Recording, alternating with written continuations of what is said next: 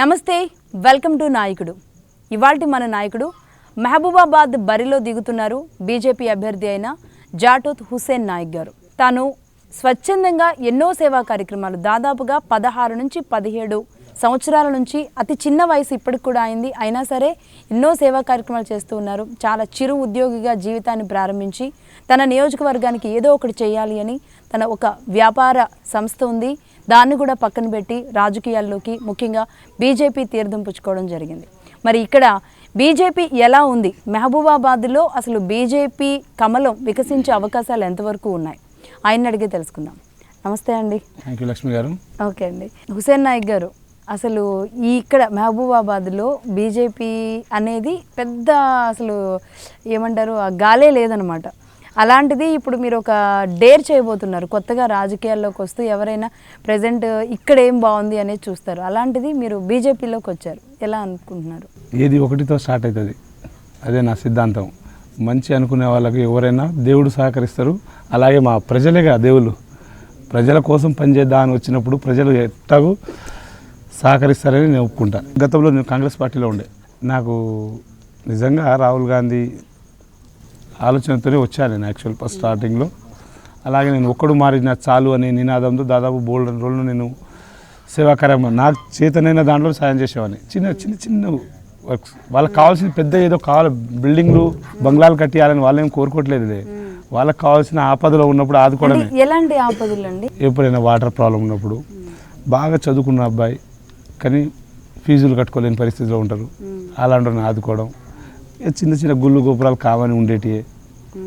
ఇక మరీ ఎలా ఉందంటే దాదాపు 60-70 సంవత్సరాలు కావస్తుంది స్వాతంత్రం వచ్చి, కానీ ఇప్పటికీ కూడా దౌర్భాగ్యం ఏంటంటే చనిపోయిన వాళ్ళు కటిక పేదవాళ్ళు కనీసం కాటికి తీసుకోలేని పరిస్థితి ఉన్నారు, ఎత్తుకొని పోలేని పరిస్థితిలో ఉన్నారు మా ప్రజలు. ఇలాంటి పాలకులు ఉన్నప్పుడు అన్ని చోట్ల అలాగే ఉండొచ్చు అని నేను అనుకుంటా. నేను ఈడే చూశాను, మిగతా అన్ని చోట్ల కొన్ని చోట్ల చూశాను. బట్ ఈడే ఉందంటే ఇంకా దౌర్భాగ్యం ఇంకెక్కడ ఉంది, ఎలా ఉన్నాయో అంటే గత ప్రభుత్వాలు ఏం చేసాయో దాన్ని బట్టి అర్థమవుతున్నాయి. వాళ్ళకు చిన్నపాటి నాకు తోచిన సాయం, అయ్యో ఇవాళ కూడా వెళ్ళాను, ఇప్పుడు 5 నిమిషాల ముందు పోయొచ్చు. ఉప సర్పంచ్ చేశారు ఒకప్పుడు, కానీ తీసుకెళ్ళలేని పరిస్థితిలో ఉన్నారు, అంత దయనీయ స్థితిలో ఉన్నారు. మరి గవర్నమెంట్ ఏం చేస్తుంది, గత పాలకులు ఏం చేస్తారు, నాయకులు ఒక్కొక్కరు 5-5 సార్లు పాలించారు. మరి ఈ ఊరిని ఏం బాగుపెట్టారో నాకైతే అర్థం కావట్లేదు. అది చూసి నాకే చలించి. ఎప్పుడు అనిపించింది మీకు పాలిటిక్స్లోకి రావాలి అని? పాలిటిక్స్ అనేది నేను ఎప్పుడు రావాలనుకోలేదండి. నేను స్వచ్ఛందంగా వర్క్ చేసుకుందా అనుకునే ఉద్దేశంతో నాకు వచ్చిన దాంట్లో తోచిన సాయం చేసుకుంటూ పోయేవాడిని. అలా నేను రోడ్డు మీద తిరిగేవాడిని కూడా కాదు, నాకు నా కొలీగ్స్ ఫ్రెండ్స్తోని అందించేవాడిని. ఎప్పుడైనా ఏమైనా ఎమర్జెన్సీ వస్తే ఒక పూట అలా కనిపించి వెళ్ళిపోయాను. మరి నేను కూడా గరీబునే కదా, నేను అలాగే గొర్రెలు మేకలు మేపినోనే. ఒకప్పుడు మేపాను నేను. మాకు ఆవులు బర్రెలు ఉండే, అన్నదమ్ములు మేము 5గురం, అక్క చెల్లెలు 2, మా నాన్న రైతు, చాలా పెద్ద ఫ్యామిలీ. మాకు 4-5 ఎకరాల భూమి, అది పోడు భూమి, అదేం పట్టాయం కాదు. దాంట్లో బతికేవాళ్ళు అన్నదమ్ములు 2 చదువుకున్నాము, మిగతా వాళ్ళందరూ వ్యవసాయదారులే. ఆ స్థితి నుండే వచ్చా నేనేం కరోడ్పతి కాదు. ఒక ఛాయ్ వాళ్ళ ఈరోజు మన దేశ ప్రధాని అయ్యారు కాబట్టి చెప్పలేం ఏ క్షణం ఏం జరుగుద్దో. ఖచ్చితంగా అదే స్ఫూర్తితో అడుగు వేయాల్సిన అవసరం ఉంటుంది. ఎస్, అంటే మీ కష్టం ఎలా పడ్డారు, మీరు ఎలా ఎదిగారు అనేది అంతా ఒక ఎత్తు అయితే, మీరు అన్నారు పోడు భూములు అని.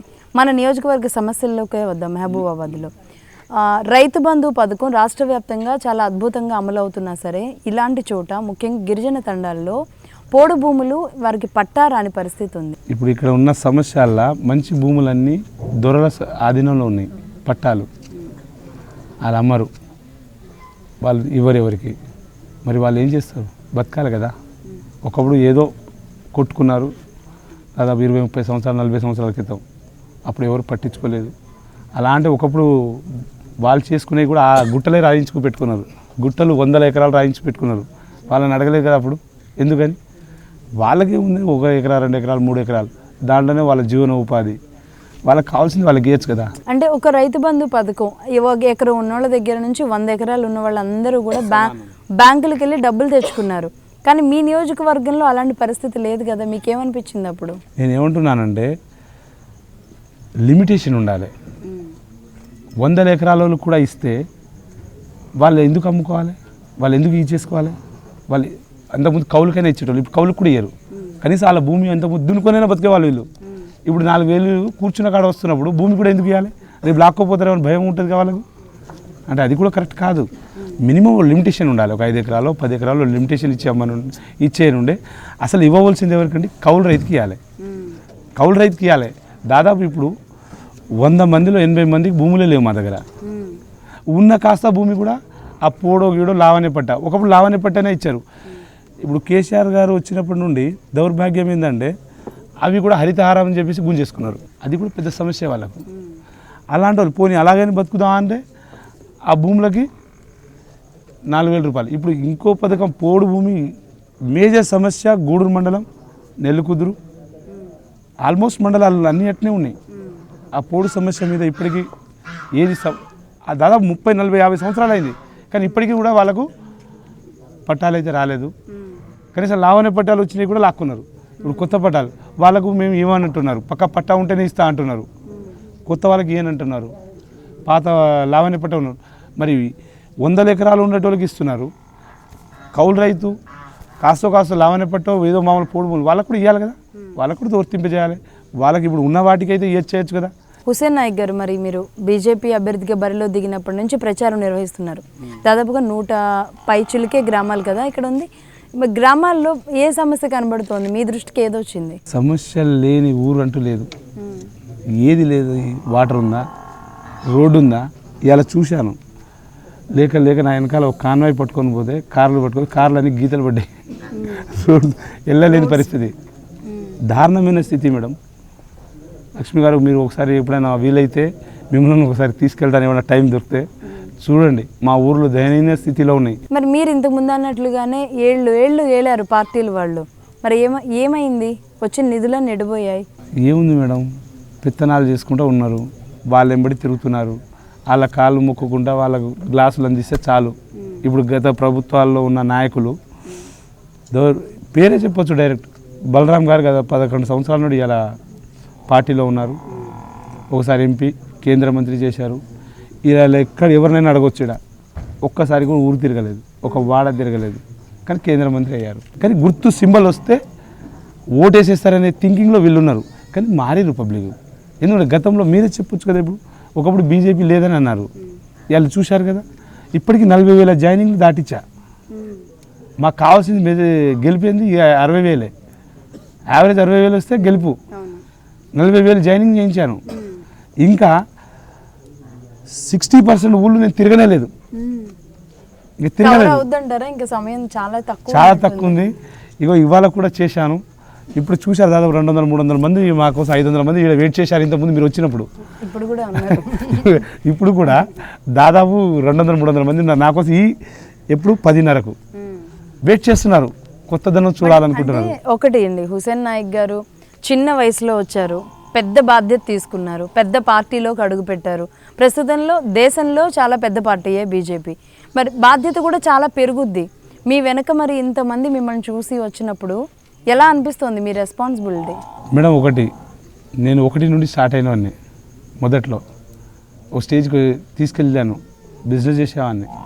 గరీబ్తనం చూసా, పైన హైయర్ లెవెల్ క్యాడర్ చూసా, అన్నీ అనుభవించా.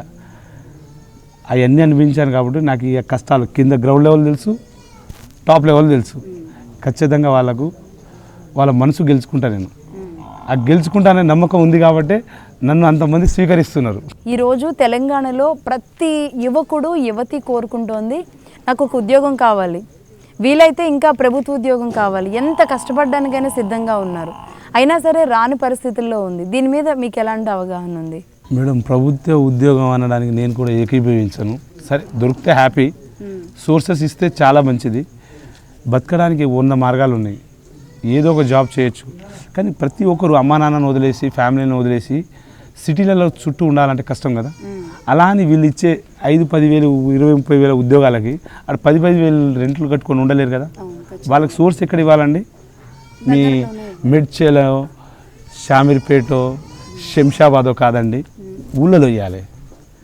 4,000 వేస్తున్నావు, 4,000 అంటున్నారు, ఇవంటారు. రోడ్డు రవాణా మార్గాలు అన్నీ బాగానే ఉన్నాయిగా.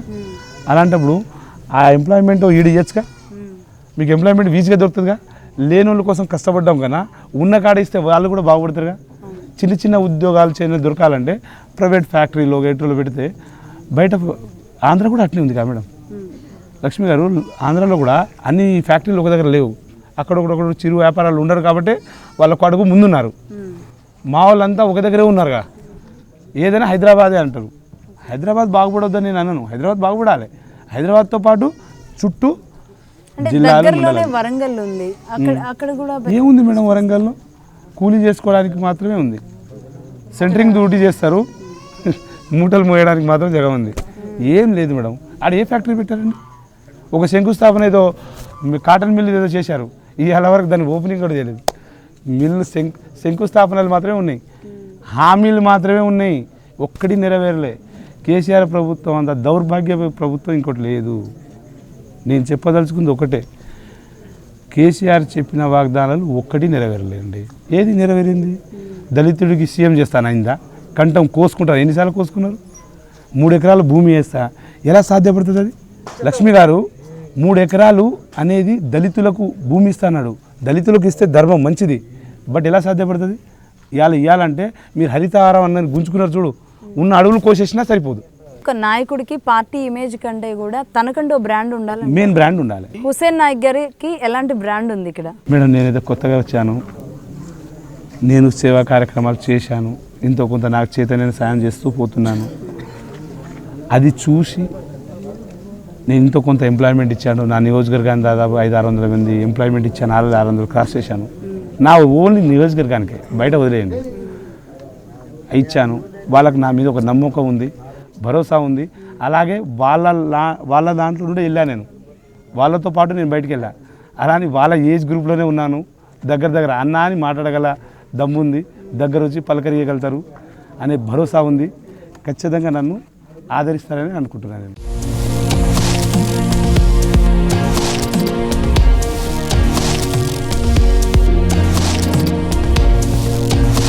చాలామంది పిల్లలకి చదువు కూడా దూరంగా ఉన్నట్టు వింటూ ఉంటాం. చదువులు, కాలేజీలు, ఒక ఏజ్ రాగానే అమ్మాయిలు బాగా చదివే ఆడపిల్లలు కూడా కాలేజీకి వెళ్ళలేని పరిస్థితుల్లో ఉన్నారు. ఎందుకు మరి ఈ చదువు కూడా ఎందుకు దూరం అవుతుంది కొన్ని గ్రామాలకి? లక్ష్మి గారు, ఇప్పటికీ కూడా ఊళ్ళో రోడ్లే చక్కగా లేనప్పుడు వాళ్ళు ఎలా నడుచుకుంటూ వెళ్తారు? లోపల నుండి మా గిరిజన తండాలు ఎలా ఉంటాయి తెలుసు కదా. పొలం ఎక్కడ ఉంటే అక్కడ ఇల్లు ఉంటాయి. వాళ్ళ నియరెస్ట్ దూరం పోలేక అక్కడనే పంటలు పండించుకోవడం, దున్నుకోవడం, వచ్చి పడుకోవడం, ఆ బతుకులు వాళ్ళవి. సరైన సదుపాయాలు లేవు, బస్సులు రవాణా సౌకర్యాలు లేదు, పోనీదైనా సైకిల్ మైకిల్ పంపిణీ చేస్తారా, అవి లేవు. ఎలా చదువుకుంటారండి? ఇప్పటికీ మా గిరిజనులు ఎలా ఉంటే, మా లంబాడీస్ ఇప్పటికీ పిల్లల్ని నమ్ముకుంటున్నారు.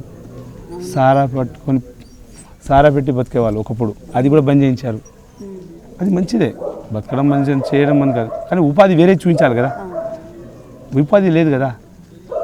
దానికోసమే నేను ఒక్కడు మారిన చాలు అనే నినాదంతో దాదాపు 7-8 సంవత్సరాల నుండి నా వర్క్ చేస్తున్నా. ఓకే, అంటే ఏ రకంగా? అంటే ఒక్కడు మారాలి అంటే ఏ రకంగా? నేను 100 మందికి చెప్తానండి, నాకు తెలిసిన కొన్ని మంచి చెడు.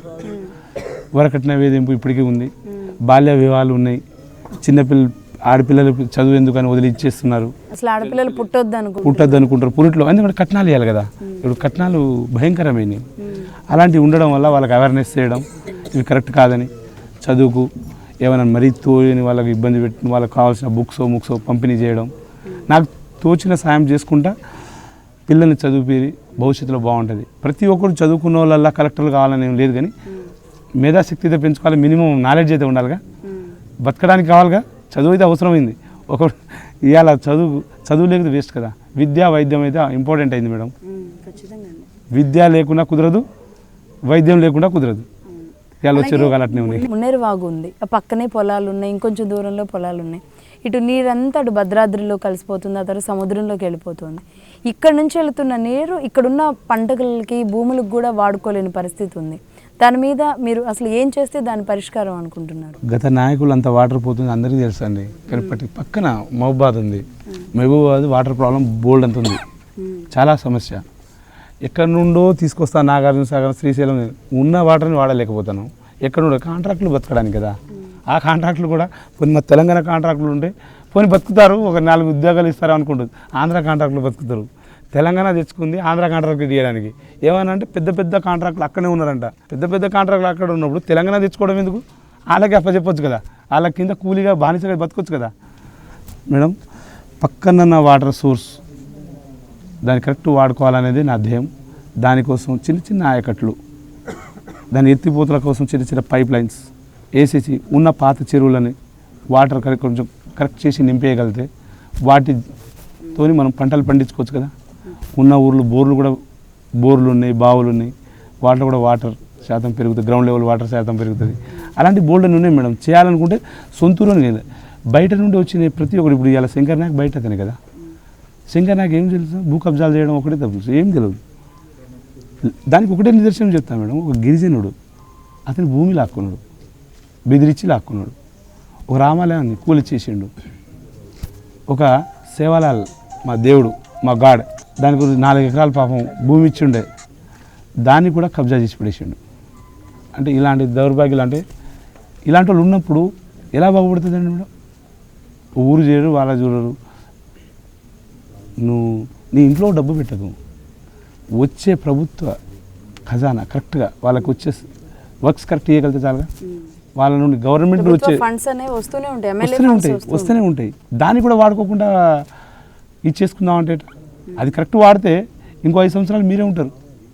అది కరెక్ట్ చేయకపోతే బుద్ధి చెప్దా అని ఇంత మార్పు ఎందుకు వచ్చింది పబ్లిక్లో? ఎవరు వచ్చినా పర్లేదు కానీ అతను అయితే ఒప్పుకోవట్లేదు. అంత తెలిసి కూడా మళ్ళీ అతనికి ఎమ్మెల్యే టికెట్ కట్టుబెట్టారు. ప్రజాకూటమిగా అటు కాంగ్రెస్ కూడా వస్తుంది. మరి దాదాపుగా 4 పార్టీలు కలిసి వస్తున్నాయి. ఇటు మరోవైపు టీఆర్ఎస్. అంటే 5 పార్టీలను ఎదుర్కోవాల్సిన పరిస్థితి ఇప్పుడు హుసేన్ నాయక్ గారిది. సార్ ఇంకో 100 వచ్చినా పర్లేదు, మంచోడు ఒకటి ఉంటే చాలు. కాంగ్రెస్ని బొందబెట్టడానికి వచ్చిన టీడీపీ ఇవాళ 2 కలవడం విట్టురం కాదా? అతను ఉంటే తెలంగాణ రాదని గెంటేసిరు మా వాళ్ళు. తెలంగాణలో టీడీపీ లేకుండా ఖాళీ చేసిరు. అలాంటిది మళ్ళీ వ్యాపార రీత్యా మళ్ళీ ఇబ్బంది పెట్టడానికి మరో ఏదో కోణంలో బాబు మళ్ళీ టికెట్ డిసైడ్ చేసే పరిస్థితి వచ్చింది. అలాంటి దౌర్భాగ్యం వచ్చినప్పుడు అతను మళ్ళీ వ్యాపార రీత్యా వచ్చేస్తాడు. మళ్ళీ మా తెలంగాణలో అదే పాతగతే పడుతుంది. అలాంటి వాళ్ళు ఎంతమంది వచ్చినా పబ్లిక్ గమనించట్లేదా? ఇవాళ సోషల్ అవేర్నెస్ పెరిగింది, వాట్సాప్, ఫేస్బుక్, మీ టీవీ ఛానల్ ఎక్కువైపోయినాయి. చెప్పట్లేదా మేడం? మంచి చెడు తెలియట్లేదా? వాళ్ళు గమనించట్లేదు అనుకుంటున్నారు. ఇవాళ దాదాపు 60-65% యువతే. టీవీలో అయినా ఇవాళ చేసిన మెసేజ్ రేపు వస్తుందేమో కానీ మొబైల్లో సెకండ్లలో వచ్చేస్తుంది. వాళ్ళు చూస్తూనే ఉన్నారు మేడం. అంటే మార్పు కోసం ఇది చాలా అంటారు. అఫ్కోర్స్ మారాలి, మార్పు కూడా కావాలి. ఖచ్చితంగా వీళ్ళని మార్చుతారు అని ఇవాళ బలరాం నాయక్ గారికి ఓటేస్తే కనుక ఓటేస్తే అది ఆంధ్రలోకి వేసినట్టే. అది ఎలా? ఆంధ్రకి వేసినట్టే కదా మేడం. ఇప్పుడు మళ్ళీ పెత్తనం అతనే చేస్తారు. గెలిస్తే కాంగ్రెస్ పార్టీ గెలిస్తే మళ్ళీ పెత్తనం ఎవరిది ఉంటుంది? మళ్ళీ బాబు గారిదే ఉంటుంది. మా మీద దౌర్జన్యం మళ్ళీ వాళ్ళదే నడుస్తుందిగా.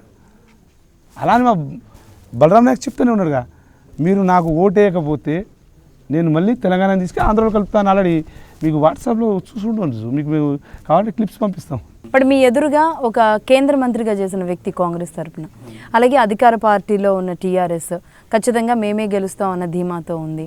బట్ మీకు అంటే ఏదైనా అంటే ఆ భయం కనబడుతుందా? ఒకవేళ ఆ భయం లేకపోతే మీ ధైర్యం ఏంటి? మేడం, ఒకటి మొదట్లో వచ్చిన నేను భయపడ్డానండి. ఓడినా పర్లేదు, గెలిచినా పర్లేదు, నా ఊరికి ఏదో రకంగా నేను పనిచేయాలనుకున్నా. ఫస్ట్ కాంగ్రెస్ పార్టీలో నాకు బాగా ఇబ్బంది పెట్టారండి. నాకు మా అమ్మ నాన్న గతం కాంగ్రెస్ పార్టీ, నేను మా అమ్మ నాన్నను పాటించాను.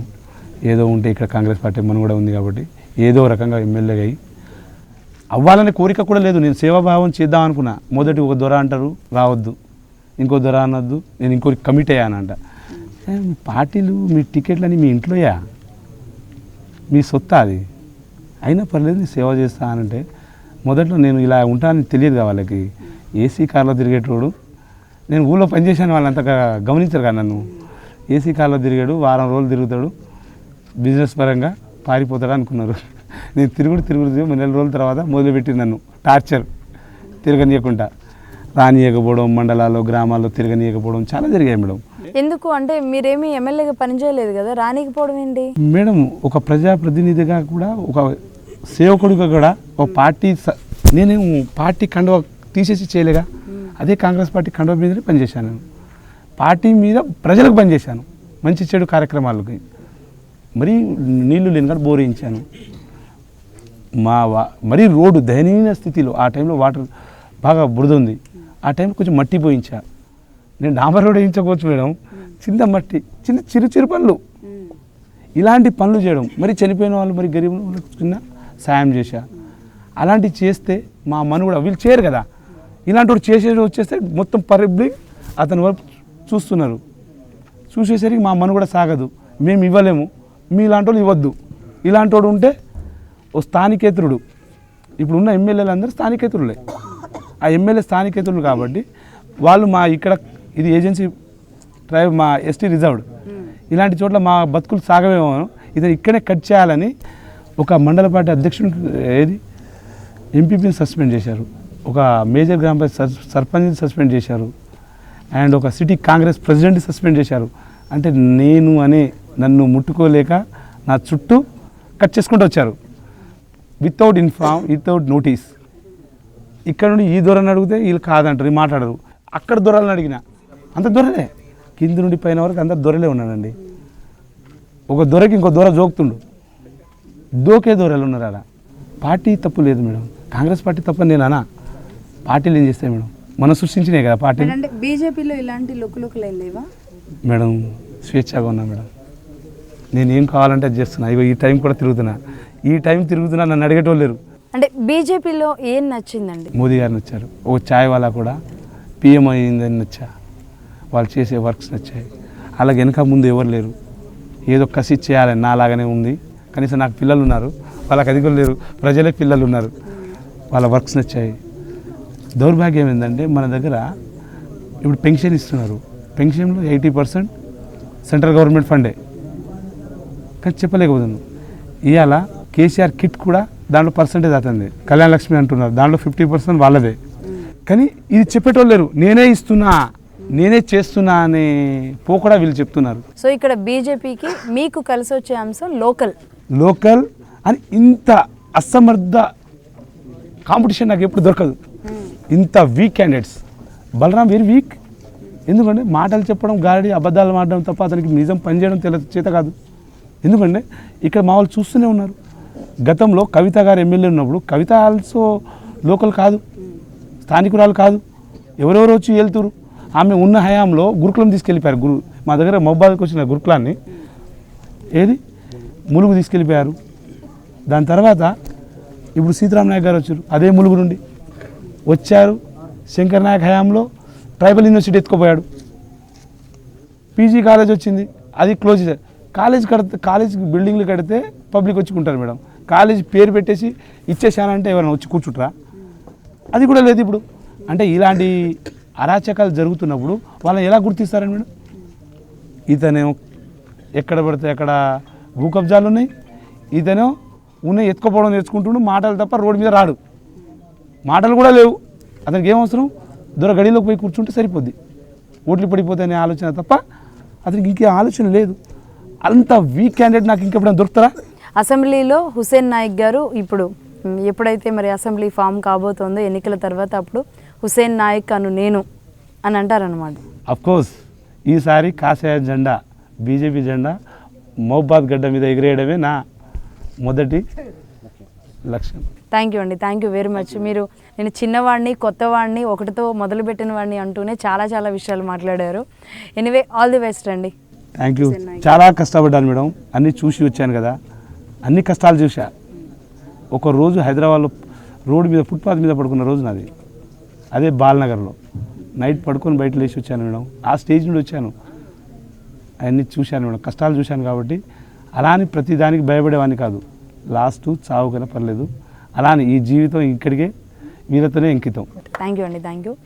రైట్, చూశారు కదా, తాను జీవితం ఒకటితో మొదలయ్యింది, కష్టం అంటే ఏంటో తెలిసిన వాడిని, అలాగే మహబూబాబాద్లో లోకల్ని, ఇవే నా ప్రధాన అస్త్రాలు. అంతేకాదు టీఆర్ఎస్ కాంగ్రెస్ నుంచి పోటీ చేస్తున్న ఇద్దరు అభ్యర్థులు కూడా ఖచ్చితంగా వీక్ క్యాండిడేట్స్. కాబట్టి ఇక్కడ ఒకటితో బీజేపీ కండువాని కప్పి మొదలు పెట్టాను, ఇప్పుడు 40,000కు చేరుకుంది. ఇది ఖచ్చితంగా గెలుపు దిశగా పయనిస్తుంది. మహబూబాబాద్లో కమలం వికసిస్తుంది అని కాన్ఫిడెంట్గా చెప్తున్నారు హుస్సేన్ నాయక్ గారు. ఇవాల్టి మన నాయకుడు హుస్సేన్ నాయక్ గారు. Keep watching HM TV.